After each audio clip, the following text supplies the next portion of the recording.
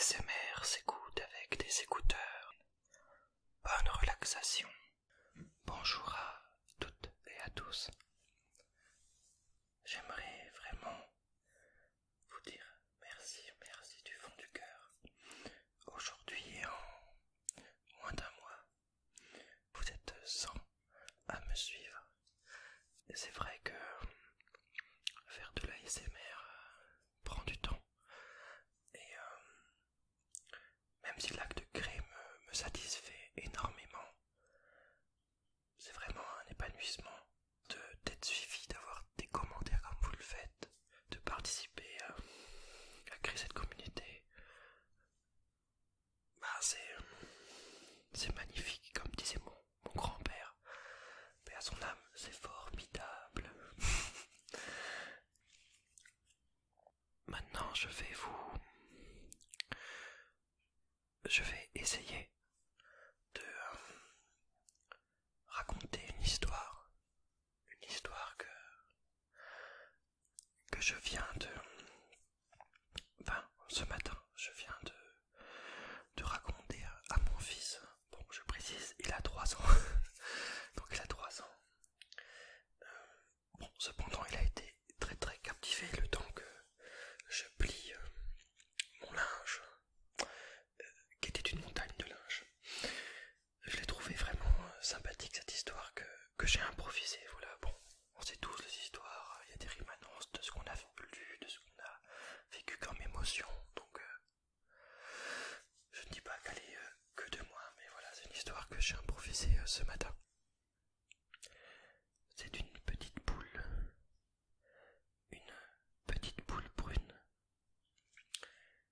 qui vit dans un poulailler avec beaucoup d'autres poules. Seulement cette petite poule ne pond pas d'œufs. On ne sait pas pourquoi. Toutes les autres poules pondent des œufs, ont des poussins. Et elle est la raillerie de ses petites camarades. Elle en souffre en silence. Un jour, qu'elle se promenait en dehors du poulailler, parce que sa petite poule n'est pas une poule comme les autres. Un jour qu'elle se promenait en dehors du poulailler, elle tomba sur un œuf assez gros. Il était là, seul. Notre poule avait l'âme aventureuse. Elle l'emporta sous son aile, le ramena à son poulailler et commença à le couver. Les autres poules la regardaient bizarrement, ne comprenaient pas. Pour elles, c'était devenu normal qu'elle ne ponde pas d'œufs. Elle, notre petite poule, n'écoutait pas. Elle croyait fermement qu'allait naître son poussin à elle. Alors elle le couvait, jour et nuit, en partant très peu de temps pour se nourrir et boire. Mais pendant que d'autres poules pondaient des œufs, les couvaient et des poussins éclosaient,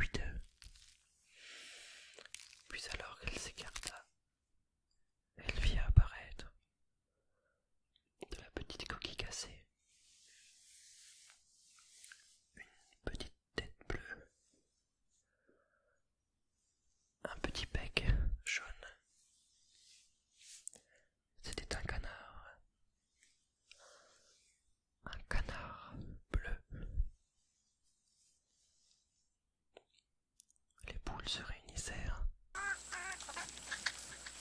Il était hors de question de garder un caneton, d'autant plus qu'il était bleu. Il n'existait pas de caneton bleu. C'était un poulailler. Plus ils avaient peur. Jamais on n'avait vu de caneton bleu. Ils sommèrent notre petite poule brune d'abandonner ce caneton. Alors, bouleversée, tourmentée, car elle se sentait mère pour la première fois, elle prit quand même ce caneton sous son aile et l'emporta. Elle ouvrit le poulailler, s'approcha de la dangereuse forêt qui était pas loin, et à quelques pas de la forêt posa le caneton. Oh, elle savait très bien ce qui allait se passer cette nuit.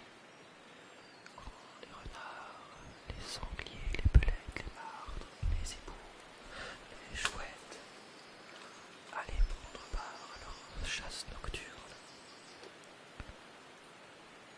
Alors qu'elle posa le caneton par terre, elle décida de le regarder une dernière fois. Et là, elle croisa son regard,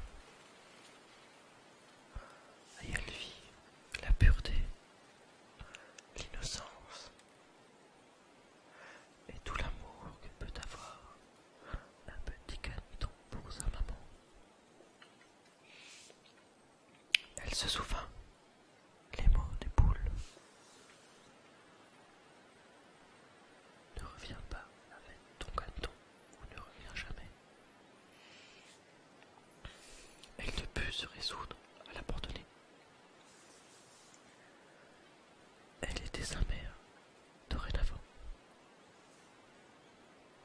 Alors elle le prit sous son aile, et bien que la nuit s'annonçait bientôt, elle partit dans la forêt tourmentée avec son caneton sous son aile. Elle marcha, effrayée. Elle avança dans la forêt. Le vent se levait. On entendit le vent dans les feuilles.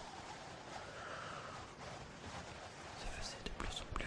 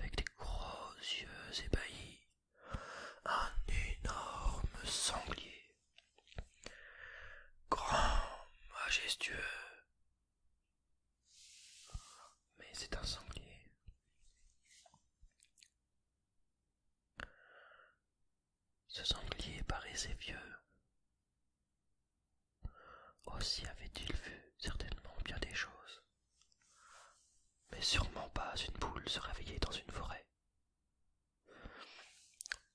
Que fais-tu là, petite poule? Je... Tu as peur, tu as sans doute raison. Et, soudain, marchant en reculant, il venait certainement de se réveiller. Le petit canard bleu sortit, alors que la poule avait baissé sa garde et ne le vit pas. Il marcha en arrière et sortit de la cachette, sous les yeux encore plus étonnés du grand sanglier. Mon Dieu, un canard bleu! Ça n'existe pas, un canard bleu! Ça doit être signe de malheur! Je vais le tuer tout de suite! Bien que la poule criait apeurée, elle resta tétanisée, ne pouvant rien faire face à une telle force.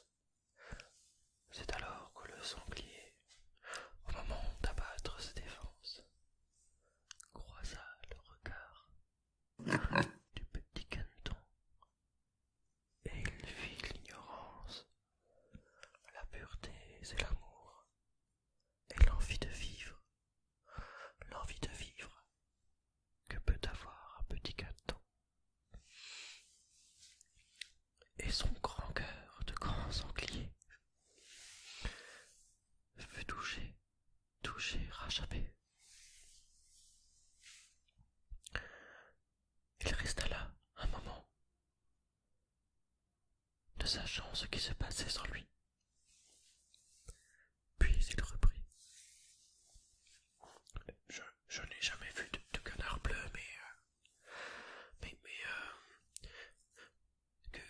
que fais-tu ici, petite poule? Et la poule raconta son histoire. Le sanglier réfléchit. J'en ai bien vu des choses dans ma vie. J'ai des enfants, des petits-enfants, des arrière-petits-enfants innombrables. J'ai voyagé dans cette forêt et d'autres forêts. Je n'ai jamais vu de canard bleu. Aussi, j'ai beaucoup d'expérience de mon vieil âge. Et je vais t'aider, poule. Je connais un lac, un grand lac, où vivent les canards de cette région. On y dit un roi très sage. Veux-tu que je t'y emmène? Peut-être pourront-ils recueillir ton canard. La poule eut enfin un instant de bonheur. Aussi, elle monta sur le sanglier, avec son canard sous sa plume, son petit caneton. Et ils marchèrent ainsi. Le sanglier marcha 2 jours durant, d'arriver au lac. On entendit un petit ruisseau se jeter dans le lac, où au milieu se dressait une ville avec énormément de canards.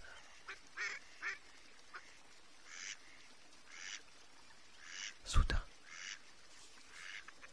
on vit approcher un grand canard, escorté d'autres petits canards.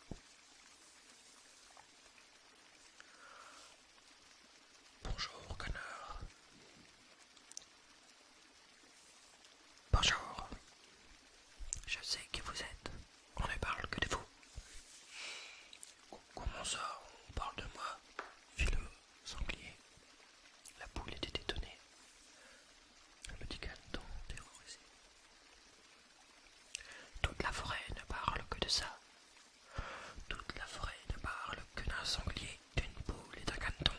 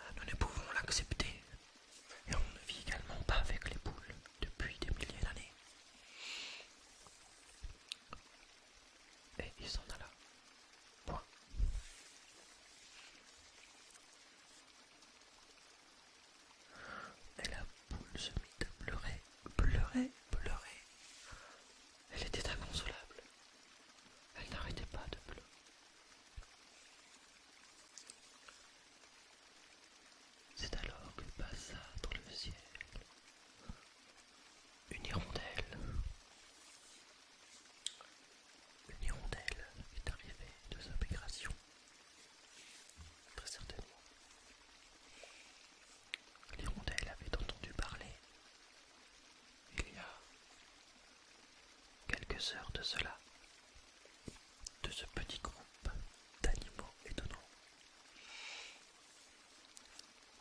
Alors, elle se posa à côté d'eux, sur une branche, et elle leur adressa la parole. Pourquoi pleures-tu, petite boule? Elle ne dit rien, et le sanglier raconta l'histoire. Puis elle demanda à voir le caneton bleu. La boule le laissa apparaître. Alors, ses yeux scintillèrent, les yeux de l'hirondelle scintillèrent.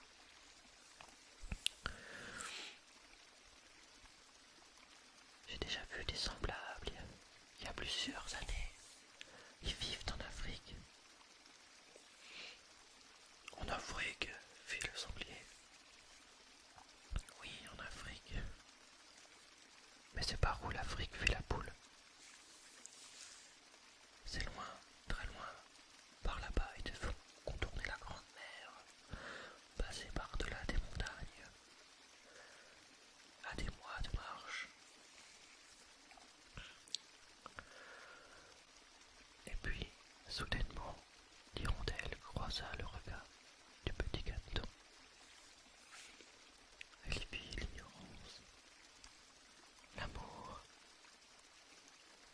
la peur et la joie de vivre l'émerveillement de ce début d'aventure. Alors, elle déclara: « Je vais vous accompagner, je vous accompagnerai. Et je vais vous montrer la route pour aller en Afrique. Même si d'habitude je survole la mer. J'ai entendu parler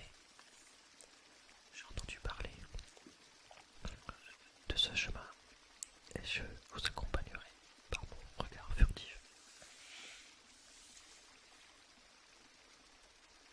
Le sanglier resta quoi?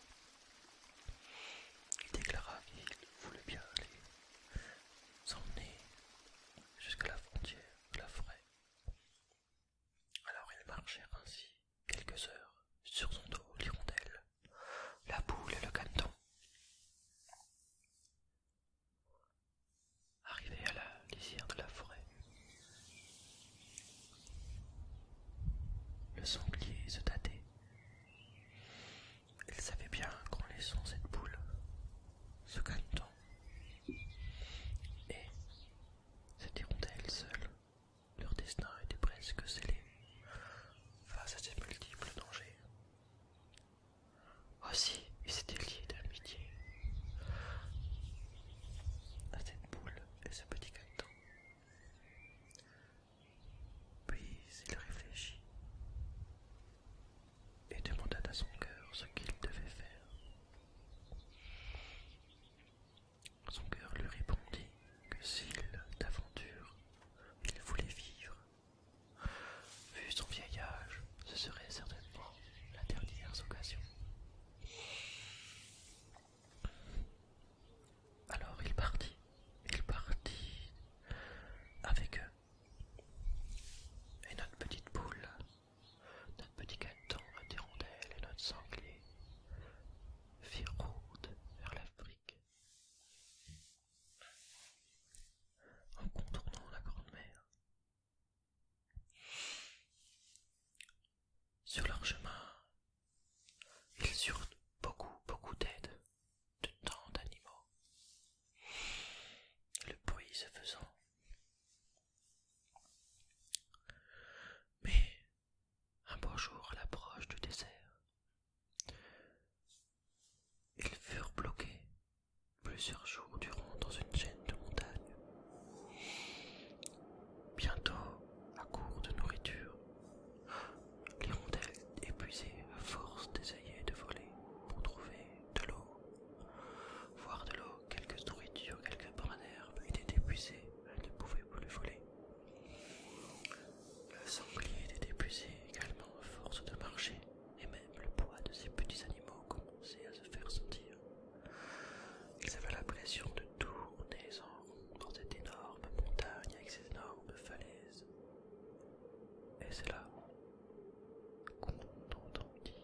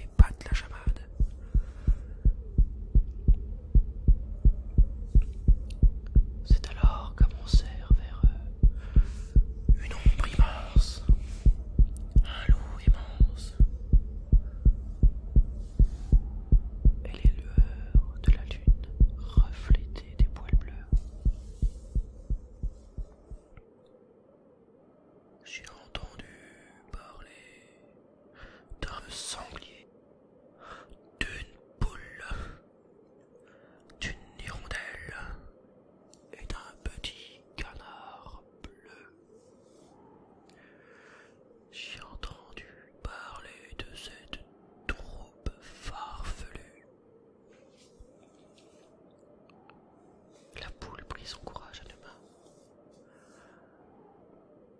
et dit oui, oui, c'est nous, c'est bien nous. Nous voulons retrouver les petits canards bleus. Le loup lui pria de raconter son histoire. Les loups se mirent en cercle, une dizaine de loups autour de ce grand loup. Et autour d'eux, ils écoutaient tous attentivement l'histoire. À la fin, le loup se tut. Puis il prononça: je n'ai jamais connu d'animaux si courageux. Je ne vous ferai jamais de mal. Moi-même, je n'ai jamais été aussi courageux que vous. Aussi, je vais vous aider à traverser la montagne, à vous donner eau et nourriture. Et c'est ainsi que la petite troupe put traverser la montagne, et tous étangés sous la protection des loups qui connaissaient chaque secret de la montagne, puisqu'ils étaient ainsi de génération en génération, et également les secrets du désert, le prochain désert à traverser pour arriver en Afrique.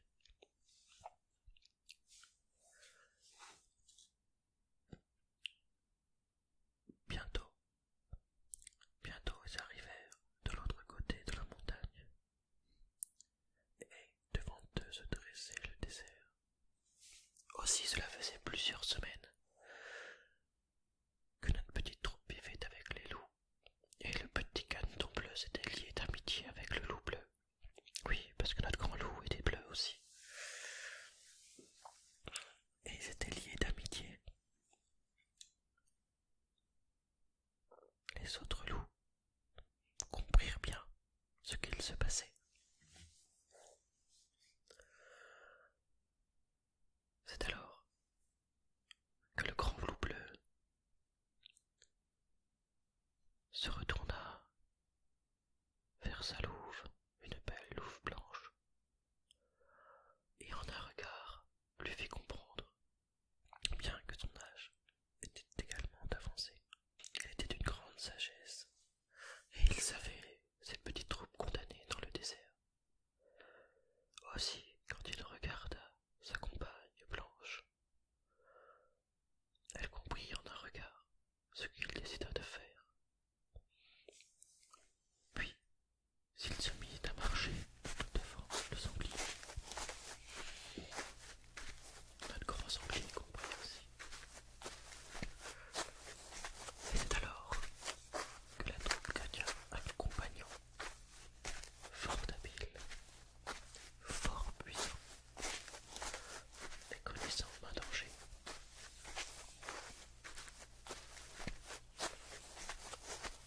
Plus ils avançaient, et plus on entendait les hurlements de tristesse des loups,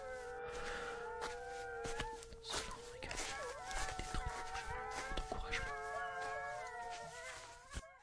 Les semaines passées, ils avaient traversé le désert, d'oasis en oasis, traversé une petite jungle, et un jour, ils arrivèrent devant une énorme, immense étendue d'eau douce, le fameux lac dont leur avait tant parlé l'hirondelle. Et là, se dressaient devant eux des centaines d'animaux de toute l'Afrique, des éléphants, des girafes, des rhinocéros, même des lions, tous étaient venus assister à l'arrivée de cette petite troupe. Et plus ils s'avançaient vers ce lac, et plus on murmurait. Ils étaient étonnés, mais c'étaient bien les seuls à être étonnés, bien que les yeux du sanglier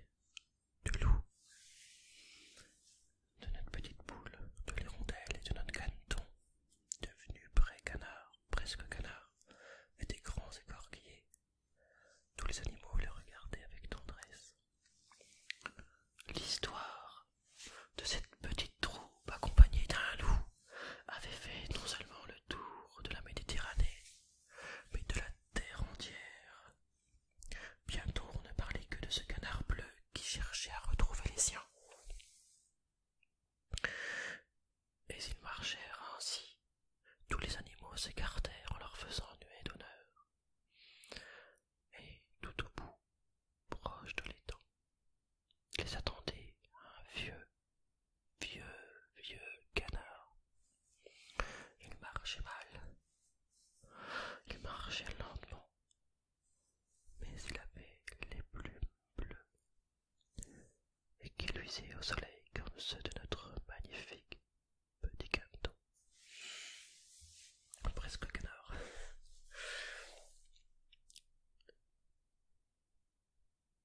Puis notre petite troupe expliqua son histoire, ses aventures.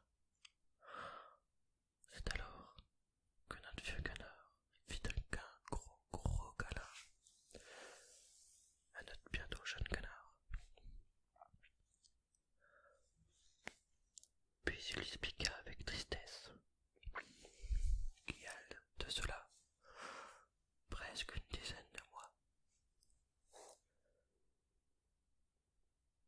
le reste de leur famille était parti pour un avenir meilleur, car les terribles hommes les chassaient pour leur pelage et leur chair, et il n'y restait plus que de leurs espèces. Et ils avaient décidé de partir pour fuir un monde sans hommes, un monde avec plus de joie, un monde où leur espèce pourrait survivre. Ils avaient entendu parler d'un nouvel endroit, mais le vieux ne se souvint pas. Il dit, ils sont partis. Ils voulaient m'emmener, mais j'ai dit non, j'étais trop vieux. Je suis né ici et je veux mourir ici. Ta mère de sang a dû te laisser là un matin.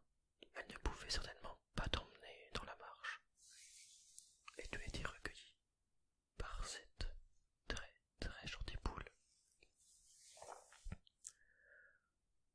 Aussi la troupe se regarda, ne sachant que penser. Un si long chemin, une si grande aventure pour tout ça. Et notre petit canard ne se fit pas vivre ici, tout seul. Aussi, au bout de quelques minutes, avec tous ces animaux qui le regardaient, tout autour en silence, leurs regards se croisaient, il ne se dit rien. Le sanglier regardait l'hirondelle, qui regardait la poule, qui regardait le petit canard, qui regardait le loup. Et en silence, c'était un orchestre qu'on entendait, un orchestre de tous ces petits cœurs qui se parlaient, et à l'unisson décidèrent de partir, retrouver la famille de notre petit canard bleu. J'espère que vous avez apprécié cette histoire. Si vous souhaitez d'autres histoires de ce type, n'hésitez pas à m'en demander. Ou peut-être même l'histoire de ce petit canard bleu, parce que lui me le demande. Je vous souhaite à toutes et à tous